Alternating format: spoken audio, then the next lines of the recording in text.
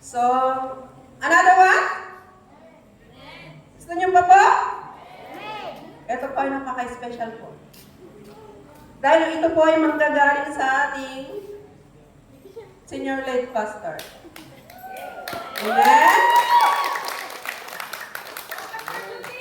Bishop Judy L. Breanos.